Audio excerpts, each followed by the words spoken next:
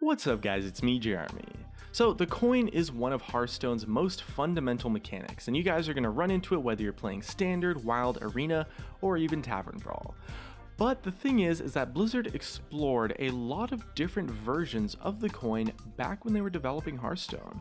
There were just tons of different versions that all had a variety of different effects, and the coin actually could have ended up being quite a different card as we know it today. And we know quite a few of these variations, we can only guess at some others, but join us today in taking a look back at what the coin could have been. And if you enjoyed the video, definitely hit that like button, and if you don't, feel free to hit the dislike button, it's right there. So as the original devs were developing Hearthstone, once they finally had a solid idea of what they wanted the game to look like, and what mechanics they wanted, cards they wanted, classes, they just started to go really just ham on playtesting. So they tested the game a lot, and they also wanted to find out, how well balanced their designs were overall and just what the game would generally feel like for their players. And after a lot of games, they started to notice something that was a little bit of a problem. The player going first was winning. They were winning a lot, with no coin or any other extra advantages or anything, with just both players drawing 3 cards on the first turn. The player going first was just getting to play all of their minions and spells a turn faster than their opponent, and was just winning and winning and winning with pretty much every game, even with the exact same draws, to the point where I believe the win percentage for the player going first was around 65 to 70%, or even higher actually when they were testing it. But the thing is that the Hearthstone developers didn't want to just give the player going second an insane advantage, since they knew that even like the tiniest amount of an extra advantage could make a big difference in win rate. So they started testing things that were pretty small in an effort to make it so that the player going second at least felt like they had an advantage, despite the player going first having so much going for them. And so the first thing that they developed was just a fairly simple solution to this problem, in the sense that they just decided to give the second player an extra card. So the second player would get 4 cards and the first player would get 3. But the thing is that after giving the second player an extra card, the win rates were still just through the roof for the player going first, because it turned out that that second card didn't actually matter all that much, since a lot of the times you just wouldn't be able to play it, right? Because you already had a bunch of other cards in your hand to play, and so the win rates for the player going first were still greater than 60%, so they needed something additional. But the thing is that giving 2 cards is just like a little bit too much, and at that point it starts to just feel a little bit unsatisfying despite the win rates. When you give the second player an additional 2 cards, the player going first all of a sudden feels like they're at a very major disadvantage, just because it's something that's so significant and meaningful in the eyes of the player, regardless of how it would affect the win rate. So they needed something that was a little bit smaller, but still felt right for both players, felt fair for the player going first, but also something that felt good for the player going second, so that even despite the lower win rate, they wouldn't feel like they got cheated by the coin flip. And so of course they just had to give something to the player going second, and so according to a tweet from Ben Brode, they once experimented with the second player starting with 5 additional health to reduce the first turn advantage. And so at the time, instead of getting the coin, you would just start with 35 health total, while your opponent started with 30. Now, it was a little bit of an interesting design. I mean, health is a resource in Hearthstone, almost like mana is kind of, you can sacrifice health for card advantage through things like weapons or even hero powers or life tap even. So giving a player extra health is a little bit similar to maybe giving them like 1 extra mana through the coin. But the thing is that the devs began to realize a problem with this, and that problem was that health is a resource that is not relevant in every single matchup. For example, in a mirror match where 2 aggressive decks are pitting it out against each other, one player gets to develop his board faster because he's going first, and the other player gets to have like a higher starting life total, the extra 5 health. So in that matchup, it's potentially an even trade-off, and it keeps the win rates in that sort of matchup a little bit more fair.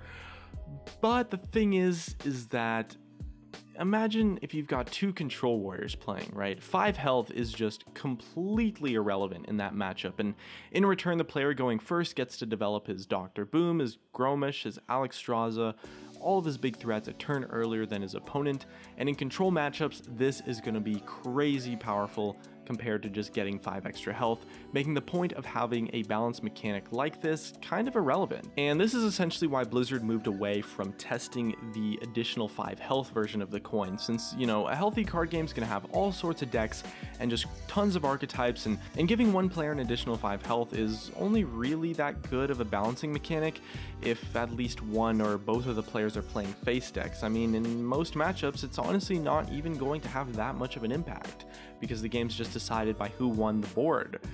So overall, they decided to just move away from it because it wasn't really accomplishing what they wanted, which was to give the player going second a consistent sort of advantage that would allow them to catch up with the player going first.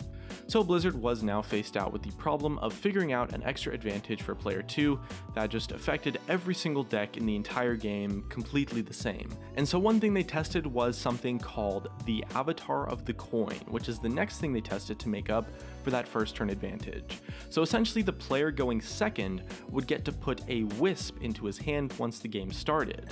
So this is another really interesting balance mechanic, and it's definitely possible. I mean, there's matchups in which having a free 1/1 creature is potentially worth going second, you know, some decks, but unfortunately Avatar of the Coin ended up being a bigger example of a lopsided balance mechanism than just the +5 health card. I mean, even ignoring archetypes completely, Avatar of the Coin is much worse against certain classes than others, you know. Any class who has a hero power that deals damage, Mage, Rogue, Druid, can just kill the creature for free. I mean, moreover, decks like Zoo can do a lot more with a 1/1 creature than decks like Control Warrior, since they can buff it with cards like Abusive Sergeant, Defender of Argus, all sorts of stuff. And any deck that also plays like Knife Juggler benefits from Avatar of the Coin a lot more than a deck that doesn't. So, you know, additionally, there's also decks like Freeze Mage where the 1/1 was just completely worthless, right?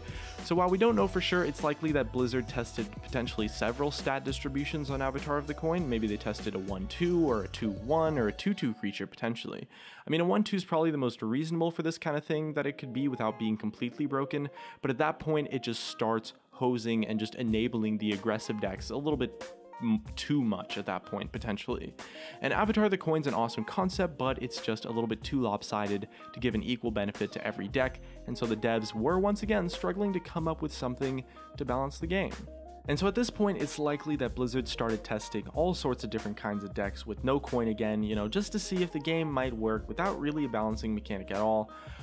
But the thing is that, you know, pretty soon the devs began to realize again that not having anything at all was just way worse for the game than having something like an extra 5 health or perhaps the Avatar of the Coin, because the win rates for the player going first were just too crazy to the point where there were so many instances of the game just being won entirely on the coin toss, and that is something that really hurt the fun of the game. And as well, not having the Avatar of the Coin is potentially a lot worse against things like Zoo or decks that clog up the board very quickly, while in something like Control Warrior mirror matches, it just really doesn't matter at all. And honestly, that's just for Constructed. I mean, in Arena, not having the Avatar of the Coin would potentially give an enormous advantage to the player going first. I mean, so much so that going first would just matter way more than who actually had the better deck. And so at this point, someone came up with the idea of just having the coin be a card, a spell that gives 1 extra mana to the player going second, but only for 1 turn. And this seemed like the most balanced of all things tested so far, since aggro, control, and combo decks all want to just play all of their cards faster than their opponent. And this version of the coin was something that actually tested out quite well, and the reason why is because it just felt really comfortable to play with. Like, it gave the player going second the feeling that they had some sort of proactive effect that actually impacted the game, rather than something that was just a little bit insignificant or just maybe not that meaningful, or just something that maybe didn't actually matter in the grand scheme of things. You know, it was something that felt good, it was relatively balanced, and overall just actually worked out quite well. But the thing is, you know, is this version of the coin actually like as good as the developers say it is? So according to Ben Brode, the win rate is very close to 50-50 regardless of who has the coin, but that going first is slightly better. And as far as we know, the win rate for going first versus going second with that version of the coin as it is today is about 54 to 53% in favor of the player going first, which means that, you know, the coin's a decent balancing mechanism, but it's honestly not perfect, you know? And the reason why Blizzard decided to go with the coin and why it worked so well was just because of that proactive feeling that it gave the second player. You know, despite the little disparity in win rate, the coin was just something that really felt so good to play with that it ended up just most of the time making the player going second feel like it was just fine, which is really what mattered in terms of just like the grand scheme of things, and like if going second was fun compared to going first.